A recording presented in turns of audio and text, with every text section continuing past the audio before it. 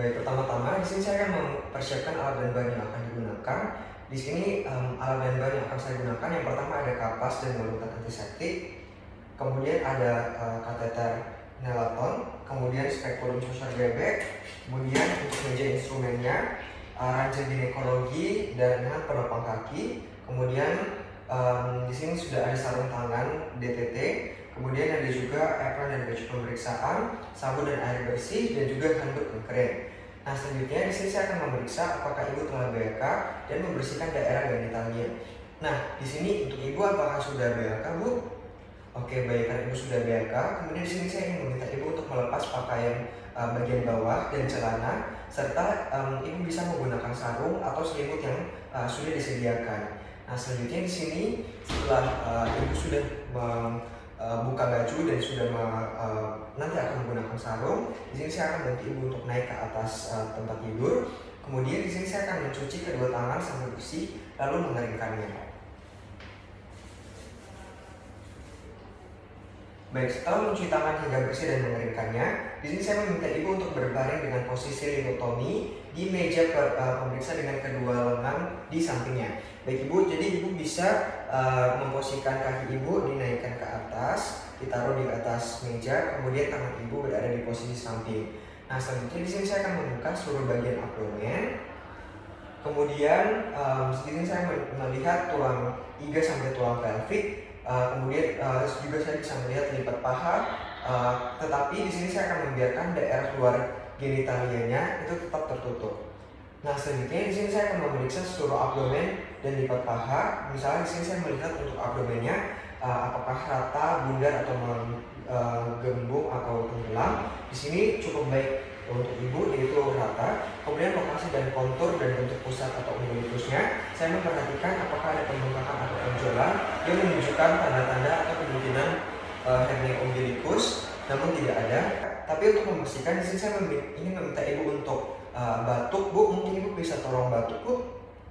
Oke, setelah ada intervensi dari pasien juga tetap tidak ada tanda-tanda penonjolan pada abdomen. Kemudian di sini saya juga melihat apakah ada tonjolan atau massa yang dilihat pada abdomen yang mengindikasikan apakah kehamilan, tumor, organ yang membesar, ataupun ada cairan atau gas. Namun pada pasien ini tidak ada tanda-tanda seperti itu. Selanjutnya di sini saya juga memeriksa kulit untuk melihat apakah warna yang tidak normal seperti warna kuning yang mungkin merupakan tanda sakit kuning, atau juga bisa kebiruan atau tanda-tanda cyanosis atau daerah kemarahan atau inflamasi. Namun pada pasien ini semuanya dalam batas normal, di mana kulitnya sesuai dengan warna kulit pada ibu secara umum. Selanjutnya di sini saya melihat apakah ada guratan atau scars, namun pada pasien juga tidak ada tanda-tanda tersebut. Kemudian tanda-tanda peragangan kulit atau stria juga tidak ada, dan ruang kulit atau lesi juga tidak ada. Selanjutnya di sini saya akan melakukan palpasi. Di sini saya akan melakukan tekanan ringan untuk merasakan seluruh area abdomen untuk melihat apakah ada tanda-tanda abnormalitas atau tidak. Di sini saya sambil memperhatikan ekspresi dari ibu, saya melakukan palpasi di ke-6 kuadran.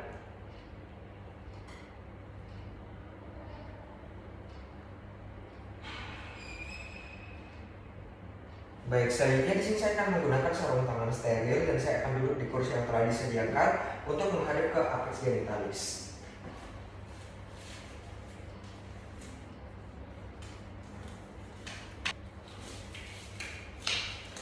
Oke, di sini saya akan duduk di depan pasien. Kemudian di sini saya menggunakan kapas sublingual. Saya akan membersihkan area vulva dan perineum.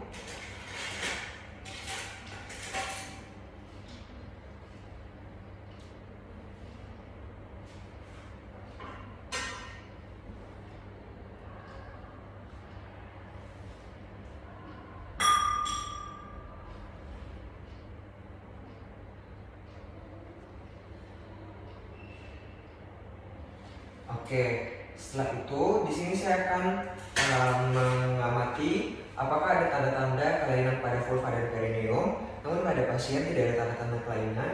Kemudian saya akan membuka kedua labium mayor. Kemudian saya akan amati dan laporkan temuan di daerah orificium uretra dan vagina. Namun tidak ada keluhan.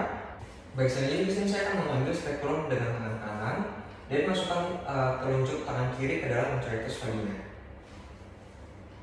Kemudian di sini saya memilih spekulum dengan bivalve terkecil yang memungkinkan saya untuk bisa melihat vagina dan cervix secukupnya. Kemudian di sini saya akan sebelum memasang saya akan tunjukkan kepada ibu. Jadi ibu, ini adalah alat yang akan saya masukkan ke dalam vagina ibu. Jadi nanti ibu tidak perlu khawatir, saya akan melakukannya secara perlahan-lahan. Nah, ketika memasang spekulum, di sini saya akan meminta ibu untuk menarik nafas dalam-dalam, kemudian menghembuskannya melalui mulut ya bu ya. Oke, selanjutnya di sini saya akan memasukkan spekulum perlahan dengan posisi daun sejajar dengan labia. Setelah masuk kurang lebih 90 derajat, nanti akan saya putar. Saya akan masukkan kiri dahulu. Oke, setelah masuk setengah panjang dari gila, di sini saya akan putar spekulum kurang lebih 90 derajat hingga tangkainya ke arah bawah. Kemudian di sini saya akan atur bilah atas dan bawah dengan membuka kunci pengatur bilah atas hingga masing-masing bilah menyentuh dinding atas dan bawah dari vagina.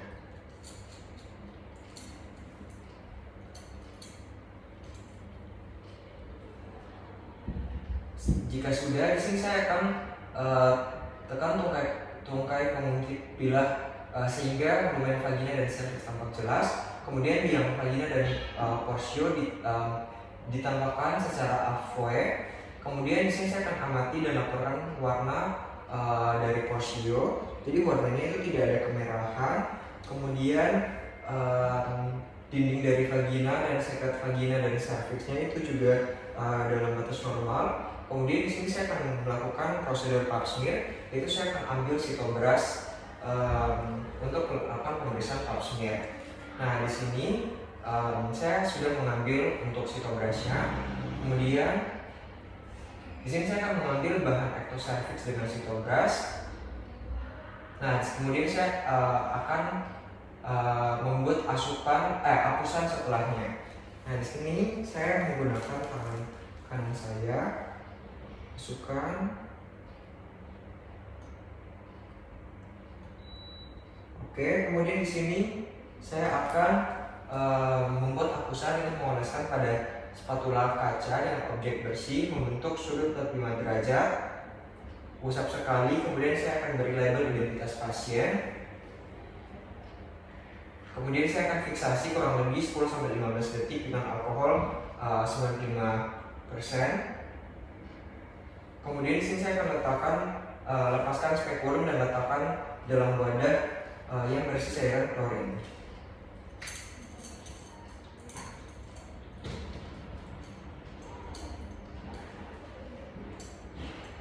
Di sini jangan sampai menutup karena bisa menjepit area di dalam vagina. Saya masukkan ke dalam larutan klorin. Kemudian saya akan ganti dengan handscoon baru. Kemudian cuci tangan ulang sebelum menggunakan handscoon. Baik, selanjutnya di sini saya dalam posisi berdiri, saya akan melakukan vagina tuse. Saya akan buka labia majus kiri dan kanan dengan ibu jari dan telunjuk tangan kiri. Kemudian masukkan jari telunjuk dan tengah ke dalam vagina atau melakukan vagina tuse. Selanjutnya letakkan ujung-ujung jari tangan kiri pada suprasimfisis. Tentukan tinggi fundus uteri. Apabila besar kandungan kemungkinan untuk diraba dari luar. Kemudian tangan dalam pemeriksa dinding vagina. Kemudian secara bimanual tentukan besar uterus. Di sini konsistensinya dan juga arahnya semuanya normal. Kemudian saya periksa untuk konsistensi cervix, keadaan parametrium dan kedua adnexa. Kemudian pindahkan jari-jari tengah luar dan dalam ke bagian isthmus. Tentukan apakah ada tanda Heger dengan mencoba untuk mempertemukan kedua ujung jari tangan luar dan dalam. Oke, setelah itu untuk tanda Heger ini belum terlalu terasa. Kemudian saya akan mulai untuk melakukan palpasi cervix dengan lembut. Di sini saya akan rasakan untuk konsistensi bentuk ukuran posisi cervix. Kemudian gerakan pula cervix secara lembut ke daerah kiri dan kanan. Oke, untuk gerakannya juga bisa bergerak dengan bebas. Selanjutnya untuk merasakan badan dari uterus, letakkan jari-jari pelvic hair pada ruang belakang cervix dengan telapak tangan menghadap ke atas. Kemudian letakkan tangan yang lain secara mendatar pada abdomen di antara umbilikus dan tulang pubis. Perlahan-lahan geser abdominal hand ke arah sifisis pubis dengan menekan dari bawah ke depan atau ke arah uterus menggunakan permukaan jari-jari. Kemudian pada saat yang sama tekan ke dalam atas menggunakan jari yang berada di sifisis. Oke. Setelah itu, jika uterus bersifat anteverted akan terasa fundus di antara jari-jari kedua tangan sekitar 2-4 cm di atas tulang pubis. Selanjutnya, jika uterus tidak dapat dirasakan lateral ataupun retroversi, gerakan uterus ke atas, kemudian letakkan kedua jari tangan periksa ke bawah, lalu secara lembut angkat secara anterior atau tekan ke bawah lebih dalam dengan jari-jari tangan abdominal hand. Kemudian, jika uterus masih tidak dapat dirasakan, gerakan jari ke atas cervix dan tekan sedalam mungkin tanpa menyebabkan ketidaknyamanan. Kemudian tekan ke bawah menggunakan tangan yang lain sedalam mungkin. Kemudian di sini pada saat palpasi uterus, periksa ukuran, bentuk, lokasi, konsistensi, mobilitas dan juga nyerinya. Kemudian selanjutnya temukan ovarium. Di sini ovarium biasanya terletak di belakang kedua sisi uterus. Untuk menemukan ovarium kanan, gerakan jari telunjuk tangan periksa atau pelvic hand persis di bawah dan samping dari cervix dan lateral fornix. Kemudian gerakan abdominal hand ke sisi yang sama dan searah dengan uterus. Kemudian tekan secara posterior dengan tangan tersebut, dorong ke atas secara anterior dan dengan jari tangan pemeriksa. Kemudian dengan lembut temukan jari-jari kedua tangan dan gerakan ke arah sifisis pubis. Ovarium dapat dirasakan bergerak di antara jari-jari. Kemudian pegang ovarium dengan lembut karena tekanan pada ovarium yang normal dapat menyebabkan rasa nyeri. Kemudian di sini saya setelah dilakukan, kemudian saya akan mencatat untuk bentuk, konsistensi, mobilitas dan juga nyeri pada massa yang ada. Kemudian sebelum mengeluarkan jari tangan periksa dengan lembut secara posterior, tadi saya memeriksa apakah ada nyeri ataupun massa pada kul desak atau ruang di belakang uterus dan di depan rektum. Namun tadi pada saat saya melakukannya tidak ada tanda-tanda pembengkakan di daerah tersebut. Kemudian di sini saya akan melakukan pemeriksaan retrovagina. Di sini perlahan saya akan masukkan jari tengah ke dalam vagina. Saat melakukan di sini saya akan minta ibu untuk bernapas melalui mulut. Ibu bisa bernapas melalui mulut ya. Hal tersebut dapat membantu untuk melemaskan otot-otot sekitar rektum atau anus pintar dan membantu saya untuk merasakan dan memasukkan jari-jari saya. Nah di sini saya bisa melubrikasikan kedua jari dengan air dan dapat mempermudah dalam memasukkan jari tangan. Kemudian di sini saya akan mulai untuk memasukkan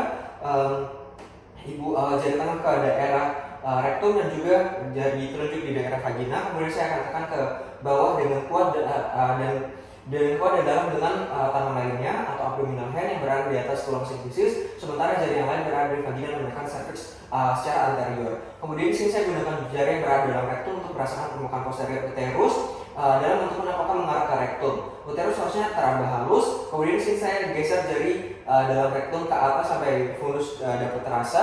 Kemudian saya periksa apakah ada nyeri atau massa di antara permukaan posterior dari uterus dan rektum. Hal ini menunjukkan adanya endometriosis. Ibu, apakah ada nyeri? Oke, tidak ada nyeri yang abnormal. Kemudian setelah selesai melakukan pemeriksaan retrovagina, di sini saya bisa keluarkan kedua jari secara perlahan-lahan.